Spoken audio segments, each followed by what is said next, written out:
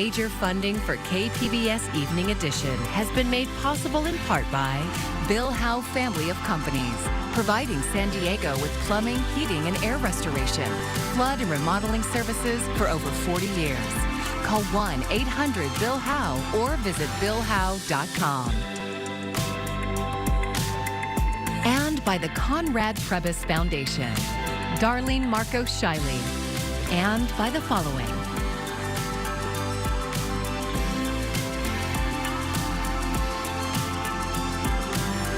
And by viewers like you. Thank you.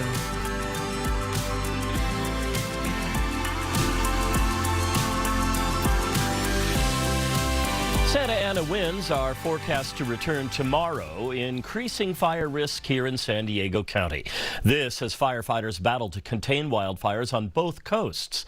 Thank you for joining us. I'm John Carroll in for Maya Trabulsi.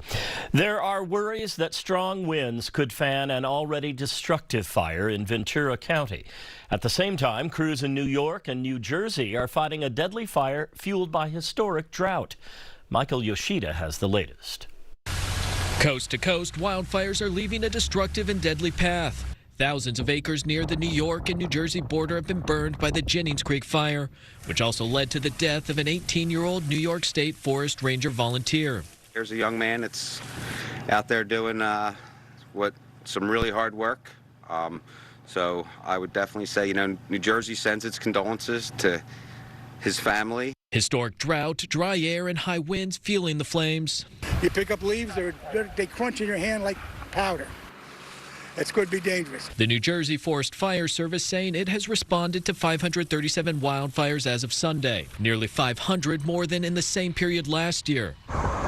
Across the country in Southern California, the mountain fire has burned more than 20,000 acres and destroyed more than 170 structures. It's hard to see this. It's harder, I think, today for me than it was even a few days ago to wrap my head around the gravity of what has happened to our home. As thousands of evacuees return home to see what they've lost, calmer weather over the weekend allowed firefighters to get containment up to 36%. But Monday, fears remain the fire could continue to spread, with strong winds expected to return to Southern California. In Washington, Michael Yoshida, KPBS News. The cause of the mountain fire in Ventura County remains under investigation, with officials looking into whether power lines may have contributed. Here at home, a brush fire in Fallbrook is now fully contained. The garden fire started Friday afternoon and quickly spread to around 48 acres, threatening homes. Evacuation orders were lifted late Friday night. CAL FIRE announced full containment on Saturday evening, but said engines may be in the area for a few days. No word on a cause. Well, tonight we're cooling down to 58 degrees, and not only are we going to see clouds, but we're looking at a small chance of rain and another Santa Ana event. I'll break all of this down coming up. Thousands lined Harbor Drive this morning to honor the nation's veterans on this Veterans Day. The San Diego Veterans Day Parade began in 1987, and it's the largest such event on the West Coast. The parade featured nearly 80 participants, including marching units, floats, bands, and vintage cars. Among the crowd were Donald Thomas and Stephen Ramirez. Thomas served 20 years in the Army, and Ramirez's father was a vet. He was with his 97-year-old mom, who has supported vets' causes for decades. Their duty has not gone unseen. That, we still have a nation that's appreciating your service, that maybe some of the different eras, like Vietnam, they were kind of overseen, but now I love it because we're actually showing that you're grateful for what the service was done. I have freedoms and independence and liberties because of the vets. Yeah, especially those who have passed and dedicated and sacrificed their lives. And then for the ones that are still with us that I feel are under-supported nationwide.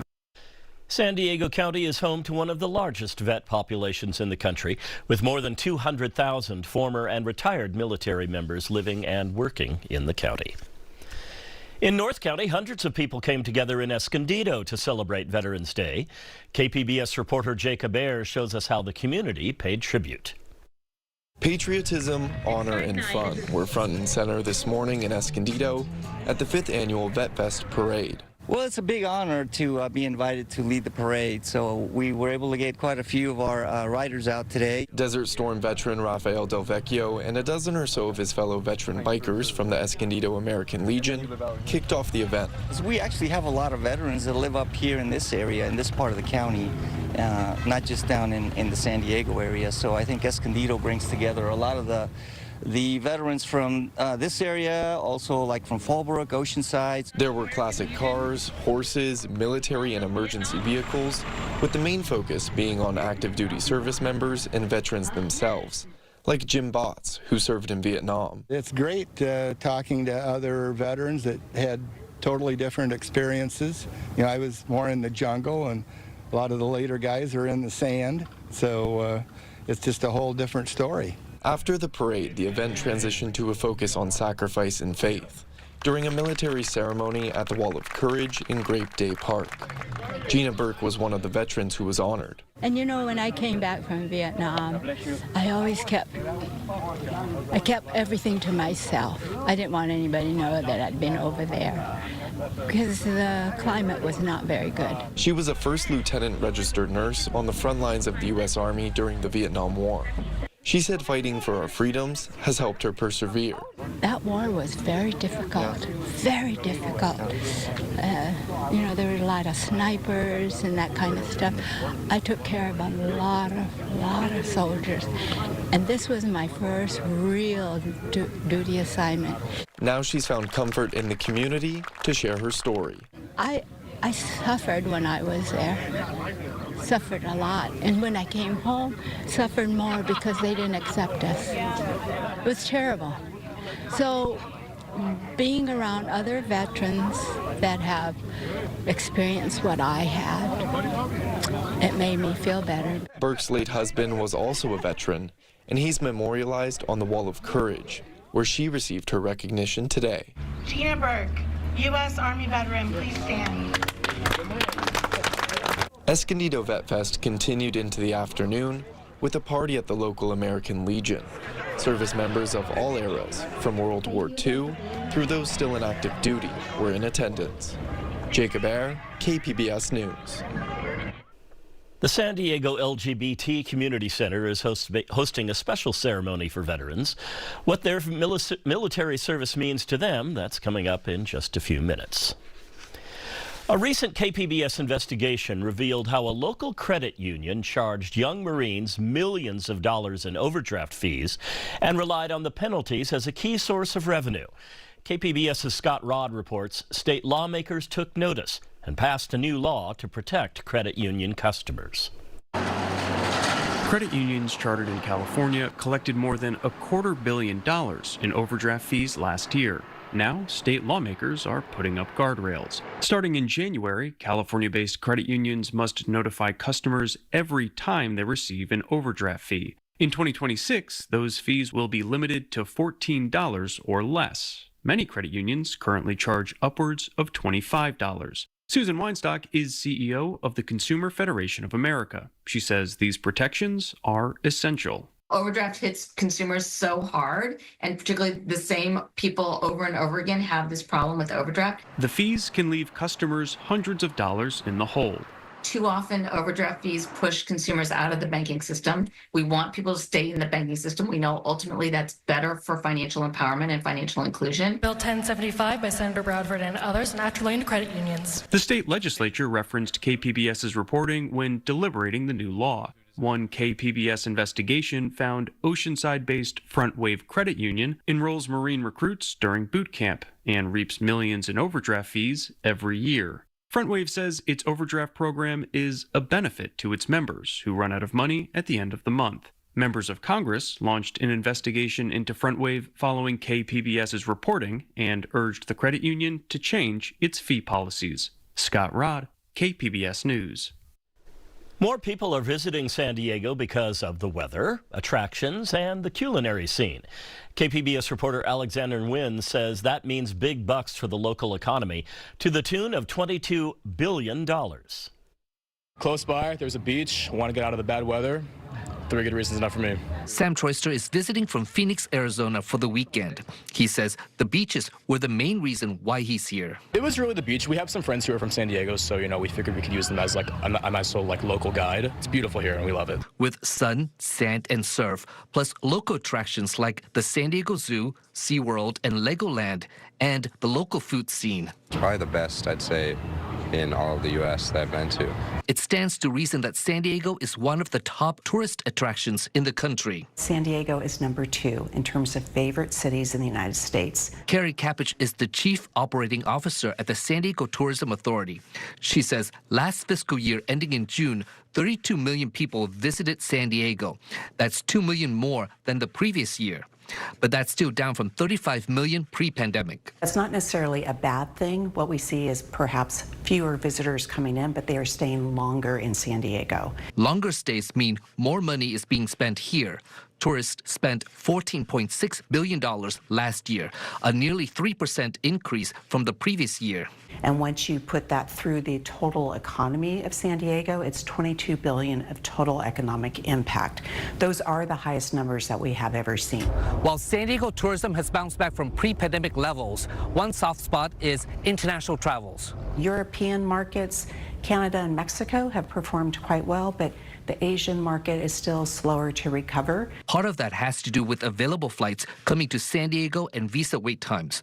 But wait times are coming down. So Capich says 2025 could be another banner year for San Diego tourism. Alexander Nguyen, KPBS News. President-elect Donald Trump has promised to crack down on immigration. And now we're learning who could help lead that charge. Reports indicate Trump plans to name Tom Homan to head Immigration and Customs Enforcement. He served as acting director of ICE during Trump's first term, and he contributed to Project 2025. And Stephen Miller is expected to be named White House Deputy Chief of Staff for Policy. Miller is a lead architect of Trump's plans for mass deportation of undocumented immigrants. He has said they would seek a tenfold increase in the number of deportations to more than 1 million per year. A local organization that helps asylum seekers, migrants, and refugees is preparing for a spike in need when Trump takes office. Border Kindness is collecting donations, specifically winter weather clothing items for people crossing into the United States. Their program director says they are working even harder to keep humanity at the center of political decisions. I've met people in the middle of the desert that are there with sandals and no socks on in 25-degree weather. Right now it does kind of bring a sense of dread because we don't know what is going to happen, but we have a pretty good idea that it's going to be chaotic and difficult. You can drop off blankets and clothing for their winter drive at Cafina Cafe in City Heights. Visit borderkindness.org for more information. The cost to borrow money has gone down slightly. The Federal Reserve approving to lower interest rates by 1/4 point last week, but mortgage rates remain high. Jen Sullivan explains why. The Federal Reserve announcing last week to cut the benchmark federal funds rate by 1/4 point, lowering borrowing costs for banks to 4.5 to 4.75%. We are committed to maintaining our economy's strength by supporting maximum employment and returning inflation to our 2% goal. The move will lower interest rates for things like credit cards, car loans, and other debt. But the one borrowing cost that hasn't gone down are mortgage rates. In fact, 30-year fixed mortgage rates inched up last week to 6.79%, according to Freddie Mac.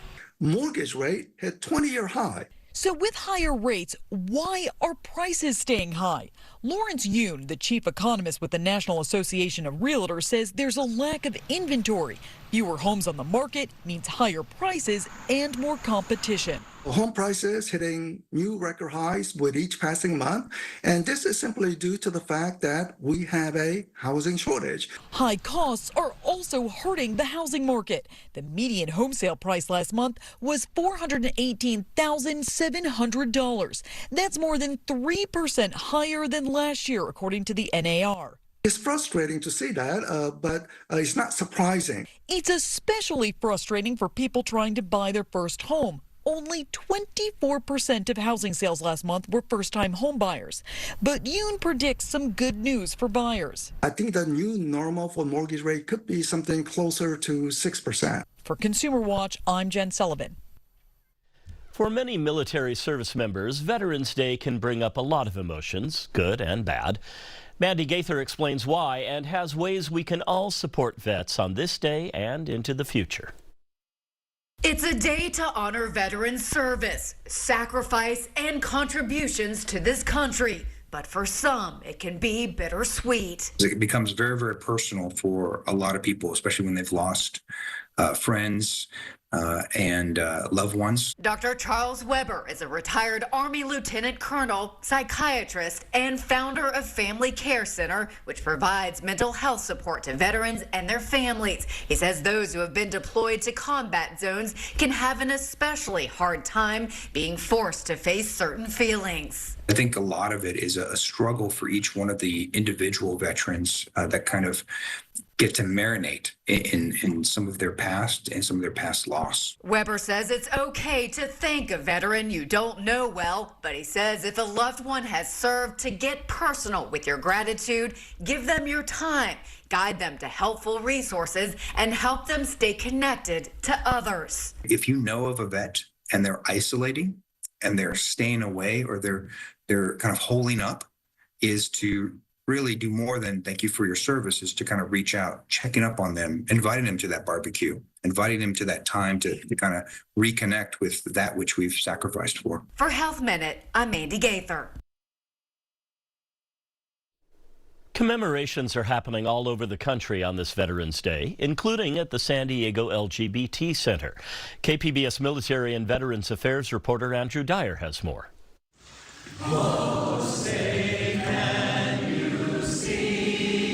San Diego Gay Men's and San Diego Women's Choruses deliver a stirring Star-Spangled Banner. At the LGBT Center in Hillcrest, 7 San Diego veterans are being added to the Wall of Honor, which recognizes the contributions of LGBTQ veterans in the community. I thought it was a little strange at first because I really didn't think I really did anything to deserve it. So I am quite honored. Welcome to the Wall of Honor. Robert Granite was drafted into the Army Reserves in 1969. I went through a BA, 2 master's degrees, a PhD, hoping to keep out from going to Vietnam, still got drafted. Although Granite tried to avoid the draft, he still ended up choosing to serve. It was either that or check off that little square that I was a homosexual. And in those days, if you were going into business, one did not do that. I mean, I would not have a career. Granite is one of 7 veterans being added to the center's Wall of Honor. Each year, more are added by a committee. Most served at a time when being gay in the military could mean jail. Serving in such a discriminatory environment was a challenge Pele Crone says she was up for.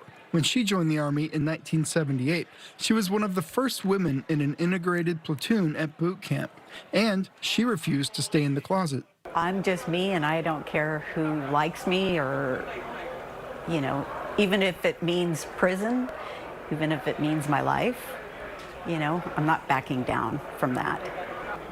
I'm not ashamed of who I am, and I just refuse to be quiet about it. Crone says she was lucky her commanding officer supported her, and her sexuality isn't what pushed her out of the Army 2 years later. Being gay and being out wasn't the issue, it was more just being a woman. I would have been a lifer, I would have retired.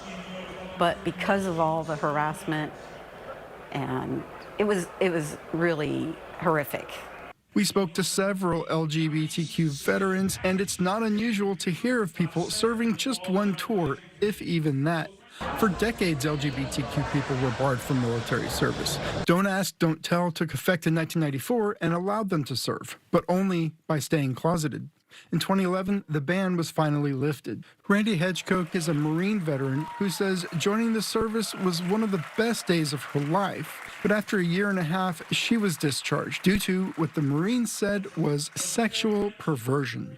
Speaking from the lectern, she says recognition by the center restores honor, dignity, and respect to LGBTQ service members, which otherwise might be forgotten. we found it necessary to hide ourselves. Leave no man behind. We were not only left behind, we were tossed out. Our service was not valued equal to any other military member. Left at the hands of those who hated us, it would all have been erased. Crone says inclusion in the Wall of Honor is vindication after what she endured in uniform, battling discrimination and sexual harassment. A lot of people tried to shame me and have tried to shame me throughout by telling me to shut my mouth, you're causing trouble, just let it be, just ignore it. So that's what the acknowledgement for me is about, is like, wow, I finally get recognized instead of being shamed, right, for it. Hitchcock had her discharge upgraded last year. In September, the Pentagon proactively upgraded discharges for veterans forced out under Don't Ask, Don't Tell. But service members discharged prior to 1994 must individually request such upgrades. Those discharge statuses are the subject of a federal lawsuit now working its way through the courts. Andrew Dyer, KPBS News.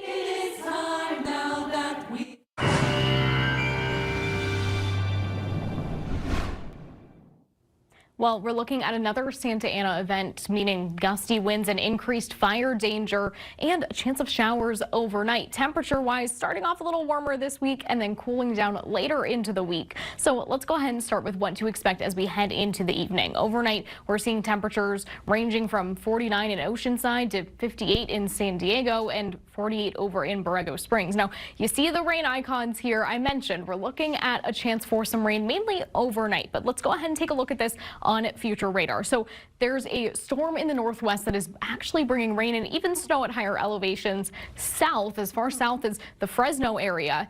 Not going to see widespread rain for us in San Diego, but you can see there's a few showers really isolated to the coastal areas. Not a big rain event, but overnight we could see a few sprinkles, just something to keep in mind. Most of the rain and snow is going to be further to the north and even further inland as well. So taking a look ahead to tomorrow, temperature wise, we're mainly in the 70s. 70 for Oceanside, 69 though for San Diego, and 49 for Mount Laguna there. Always a little bit chillier in the mountain regions. Now, another thing to keep in mind, I mentioned we're seeing those gusty winds. We're seeing another Santa Ana event. And because it is so dry, we're looking at an increased fire danger. I know there's already a fire that's burning north of LA. Not going to be helping with those conditions as far as getting that fire towards containment, but also not going to help us here as far as any new fires that may spark. So fire danger is going to be something to keep in mind over the next 24 hours or so at least. Taking a look at your 5-day outlook on the coast, we're starting with 70 degrees for your Tuesday, warming up to 73 by Wednesday, and then ultimately by the time we get to the weekend, we're down into the mid-60s.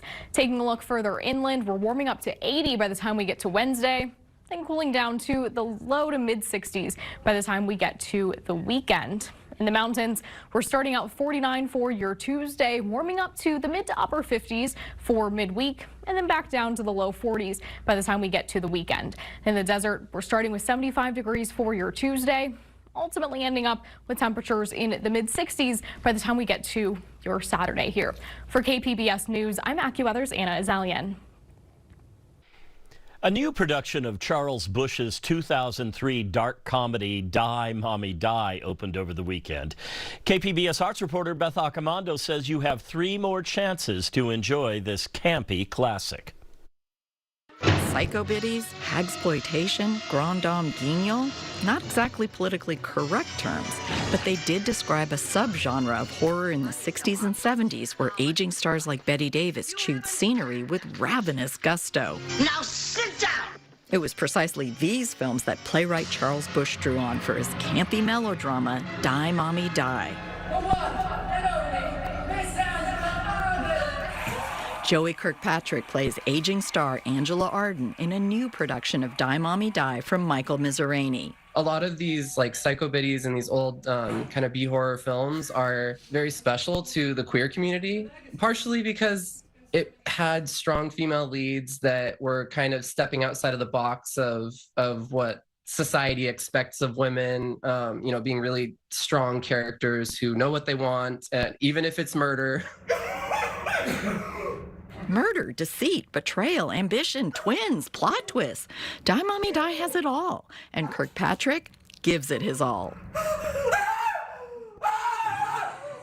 There are definitely moments in the show where there are clear references to older films. And so, kind of playing into that and leaning into it, and then hearing the laughs from the audience and knowing that they know what you're referencing.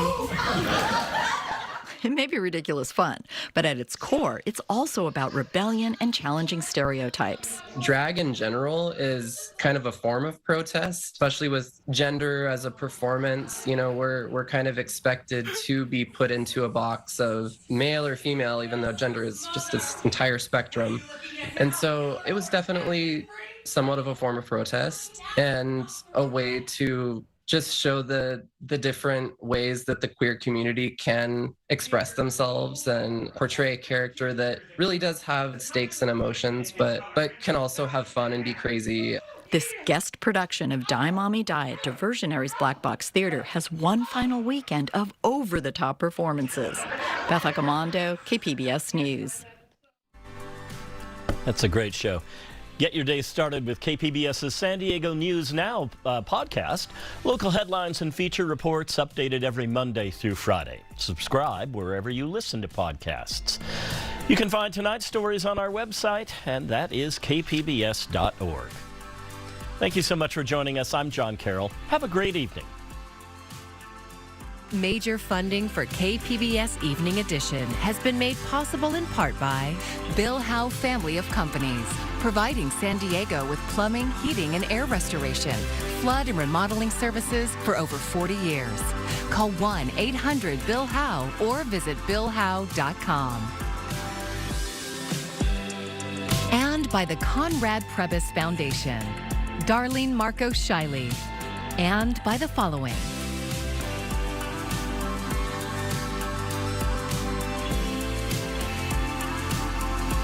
And by viewers like you. Thank you.